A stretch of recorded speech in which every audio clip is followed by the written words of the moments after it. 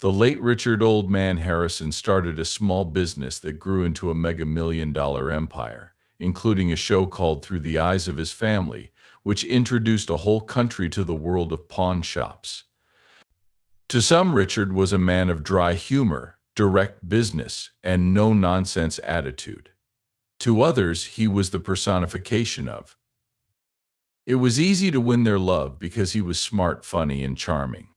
But behind the story are the untold troubles of the beloved patriarch, who went through some terrible tragedies. Now that he's dead, the family he left behind is almost falling apart. Let's look into the life of Richard Benjamin Harrison Jr. and what went wrong with his legacy. In February 2022, Richard's wife and son started a legal battle for the control of Richard's half of the business he left behind. The fight between Rick and his mother, Joanne Rue, quickly turned into a messy show that went on for 2 years and is still not over in 2024. Many people were shocked by what happened after Richard died and couldn't help but wonder how important Richard was as the head of the family he pretty much built from scratch.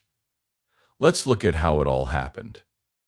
Born in Danville, Virginia, in the early 1940s, Richard's parents said he was a descendant of Presidents William Henry Harrison and Benjamin Harrison.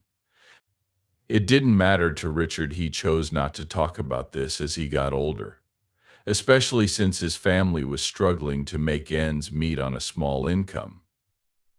When Richard was only a year old, his parents had to move to. He lived on Peacock Avenue near South Main Street in Lexington, North Carolina. While there, he went to Lexington High School but dropped out in his junior year because he didn't have enough money. But Richard wasn't one to complain, so when he was 14, he started driving a school bus. Every night, he would park the bus at his house and get up early to start his rounds of picking up students. He worked hard and got about $5 or $6 a week for it. It was clear that he had a rough start in life.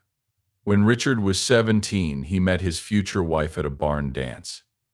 Joanne Rue was the daughter of a county judge. Talk about punching above his weight. But it didn't bother young Richard. He didn't get where he was because he was afraid to try. So he did, and soon he and Joanne started a life together.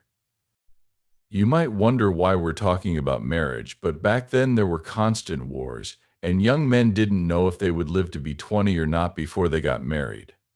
Something terrible happened. Richard stole a car and got caught. This crime or bad luck? Based on how you look at it, Richard should have gone to jail.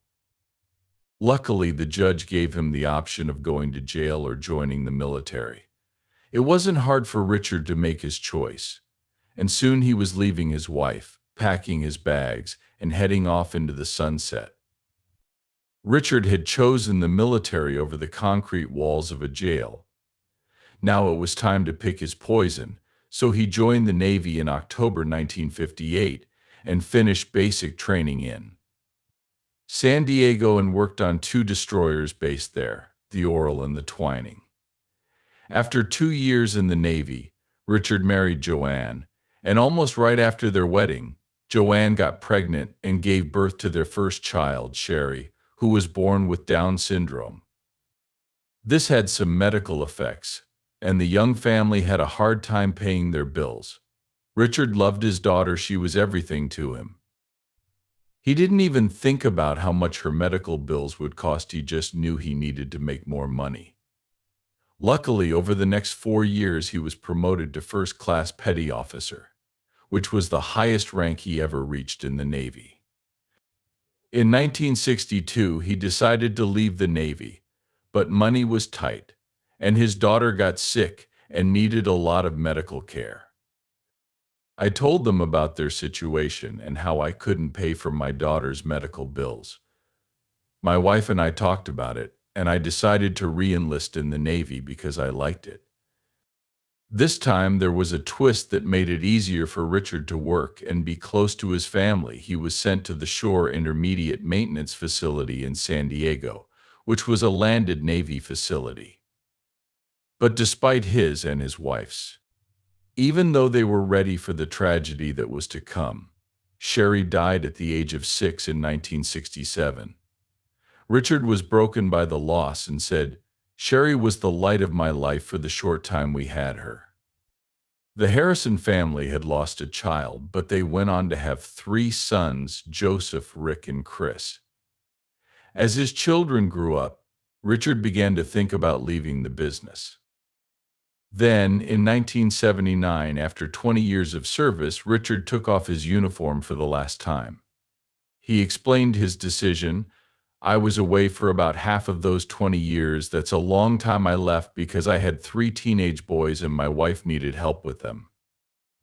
He earned the rank of Personnelman First Class and the Good Conduct Medal during his 20 years in the Navy. He had earned the National Defense Service Medal, the Vietnam Service Medal, and the Armed Forces Expeditionary Medal. Now that he was retired, he had to decide what he would do for work. Luckily, Joanne had gotten her real estate license and opened her own office while he was still in the Navy, so Richard got a part-time job working in her office. At first, business was great, but then it went downhill when real estate prices dropped. The Harrisons lost about $1 million in business, but they still had $5,000 left in their accounts, which Richard and his wife decided to use to move to Las Vegas with their three kids. At this point, Rick was about 17 years old and had gotten his girlfriend pregnant. They lost their first child due to a miscarriage, but Rick still decided to marry Kim, and they had their first child, Corey, a few years later. Corey later became very important for the Harrisons. Richard opened a 300-square-foot used gold and silver coin shop on Las Vegas Boulevard South in the early 1980s. Rick repossessed cars at night and worked at the shop during the day. His knowledge of history was very helpful to the shop's success because he could back up claims with facts. 5 years later, the family moved to a bigger space on Fremont Street, but they had to move again after only 2 years because they lost their lease. In 1987, the family got a license to buy and sell used goods. At some point, the father and son decided to take a big step and turn their store into a pawn shop. This was something they had been thinking about for a long time, but there were some problems. A law from 1955 in Las Vegas said they couldn't because there could only be one pawn shop for every 50,000 people in the city. By the 1980s, the city's population had risen above 200,000 and was still growing quickly. Richard and Rick contacted the city statistician every week so they could be the first to apply for that very rare and highly sought-after job. Wanted pawn license as soon as the population reached 250,000. When that number was reached in the late 1980s, you can guess who got their license: the Harrisons. They had to deal with some legal issues before they could get their pawn license, and that same year they opened the gold and silver pawn shop at 7133 Las Vegas Boulevard South, which is less than 2 miles from the Las Vegas Strip. By 2005, Richard and Rick were making about $700,000 a year in interest on the $3 million they were lending out. The next year, the store became known for selling rare sports memorabilia, like Brock Williams' 2001 New England Patriots Super Bowl ring. Jewelry was the item that people brought into the store the most, and soon enough, the number of. It wasn't hard to see how they were able to get their hands on such huge amounts of goods because of their prime location. They were able to serve gamblers who often stopped by to pawn something so they could get gas to get back home.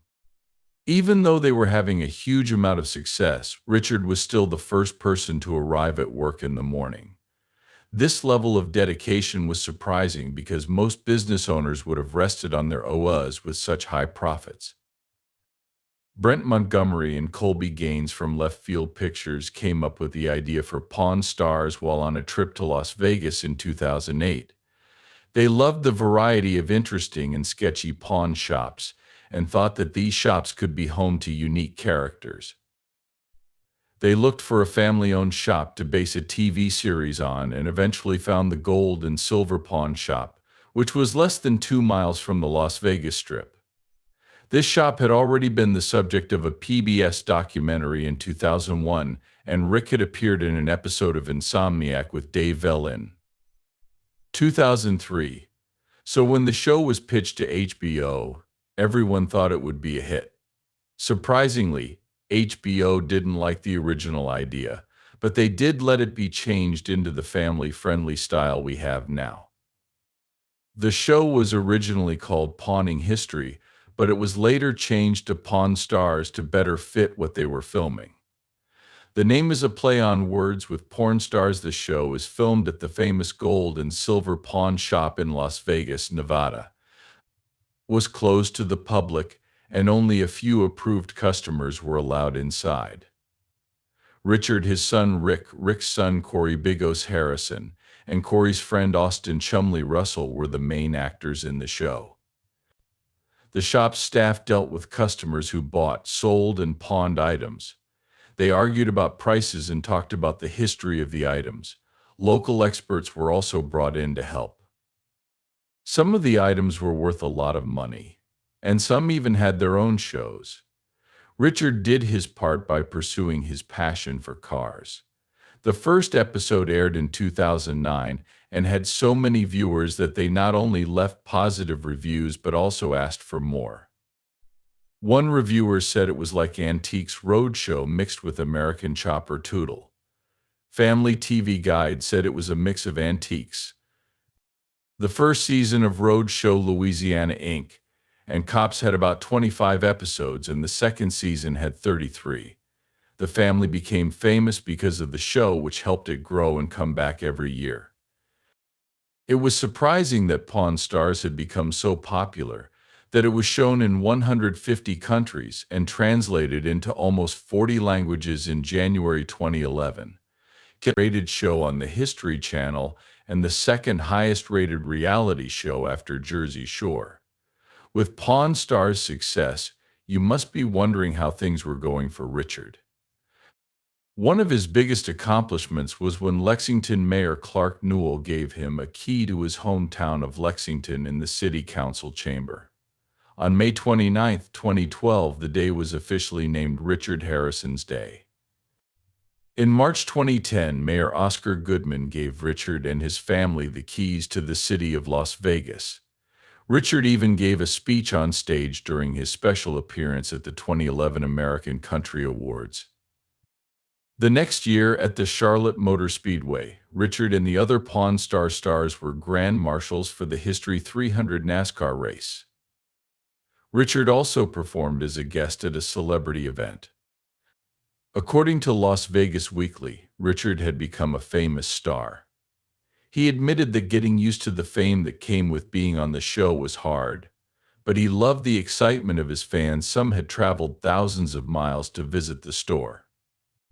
He said, "People don't come to Vegas because of Vegas, they come to Vegas because of us." Personally, Richard's dedication hadn't changed. He still opened the store early in the morning. Even when he wasn't on the show by 2010, he hadn't taken a sick day since 1994.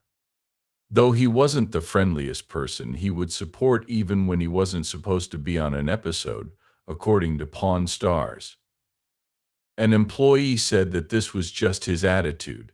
Not because he didn't age or experience the effects of time. His dependability was a part of who he was, not a show. It was clear that Richard saw the store as a place where he could be successful and build his career. His hard work and dedication helped build the store. Even though the store and show were huge successes, Richard and his family still had to deal with some problems in the business. For example, Daniel Callahan, a disabled Vietnam veteran, sued Richard and his son Rick in Las Vegas, saying they hurt him and didn't provide enough security at their store. Callahan wanted about $20,000 for injuries he said he got when he was thrown out of the shop over a gunfight. Corey, Richard's grandson, said that his family never dealt with Callahan directly and just wanted him to leave for everyone's safety. Callahan said they threw him outside with a gun. Daniel asked for money to pay for his medical bills from the fight and his legal fees. Harrison's lawyer didn't say anything about it at the time. A few years later, Richard had a health challenge in 2017. It was said that Richard retired after having a stroke. At the time, he kept a low profile and didn't use social media, so no one heard about him for a while. Still, many fans hoped he would come back to TV healthy, but that didn't happen. On June 25, 2018, Richard died after a long battle with Parkinson's disease. Rick posted the sad news on Instagram. It is with heavy hearts that we acknowledge the passing of Richard Benjamin Harrison, known as the Old. Pawn Stars fans all over the world lost a great man this morning. He was surrounded by loving family over the weekend and passed away peacefully. He also wrote a tribute to his father. He will be deeply missed by our family, the team at Gold and Silver Pawn, and his many fans all over the world. He was my hero, and I was lucky to have a very cool man as my dad that I got to share him with so many others, and I'm glad I got to see what a great family man he was. He lived a full life, and through the history TV show Pawn Stars taught people all over the world how important it is to love your family, work hard, and be funny. The shop Gold and Silver Pawn, which was part of Richard's legacy, posted on Facebook that the team at Gold and Silver Pawn and the Pawn Stars family is grieving his loss. He will be remembered as the best father, grandfather, and great-grandfather you could have by his family and by fans, as the sometimes grumpy, always loving, but often wise-cracking voice of reason on the history TV show Pawn Stars. On social media, History Channel said they were very sad about the death of Richard Old Man Harrison, a much-loved member of the Pawn Stars family. They said they would miss his wisdom and honesty, and that their thoughts are with him at this time. Old friends like ITV America CEO David George and former ITV America CEO Brent Montgomery also paid tribute to the man who started it all. Richard Harrison was known as Old Man, a quiet but wickedly funny force of nature who was a strong father, a strong businessman, and the heart of Pawn Stars. Together we went on an amazing 10-year journey that brought us closer to the Harrison family, helped us build thriving businesses, and with the help of history, entertained and educated millions of people around the world. A few days after he died, Pawn Stars aired a special episode called A Treasure Hunt. It had interviews with people talking about him and clips from the show. The old man was survived by his wife Joanne, 3 sons, 10 grandchildren, and 5 great-grandchildren. He named his son Rick to handle his estate. In his first will, he said that his wife Joanne Rue and his 3 children would get his stuff when he died, but he later changed it and left out his youngest son, Christopher. In court papers, Richard said, "I would like to express my love and affection for Christopher Harrison. However, for the purposes of this will I have intentionally and with full knowledge failed to provide for him and his issue." Christopher is the youngest of Richard's 3 sons, and it wasn't clear why he was left out, and the papers didn't say how much Richard's estate was worth. This was one of the terrible things that started to tear the family apart. In February 2022, Rick's mother, Joanne Rue, got him in trouble with the law when she sued him over family assets and who owned the Gold and Silver Pawn Shop. The civil lawsuit was filed in Nevada State Court and named Rick, the Gold and Silver Pawn Shop, Harrison Properties, Jorich Properties, and other things are named as defendants in the lawsuit. Joanne's complaint accused Rick of breaking a contract. She said that she and Richard had been married for almost 60 years, and that when Richard died 4 years ago, she inherited his 49% share of the pawn shop. However, she told the court that soon after waking up from a coma, her son Rick forced her to sign over ownership of the pawn shop to his late father. She told him that she didn't fully understand what she was signing at the time. She also said that she hadn't received proper records about the over $500,000 in cash and silver that she thought Richard had before he died. She also said that Rick had stopped sending her payments from her late husband, who used to send her regular payments of $25,000. She wanted that allowance reinstated because she was over 80 years old and had many health problems that required it. 24-hour care that could cost up to $115,000 a month. Many fans couldn't believe what was going on. This was Richard's wife and Rick's mother. How could Rick betray his father for money and ruin his reputation in this way? In response to the case, Rick said in an interview, "The accusations are false, and according to him, he only learned about the restraining order request from the news. He said, "I've tried to contact her many times over the last few months, but haven't been able to reach her. In fact, one of the companies she is suing is completely owned by my mother." The case went on until 2024, and many fans thought Richard had lost his cool. He'd be turning in his grave because of what was going on between his wife and son. But the death of Rick's son Adam, Richard's grandson, put out the fires of war between Rick and his mother. Adam's death shocked Harrison, who had just lost Richard, but Adam's death at such a young age wasn't a surprise.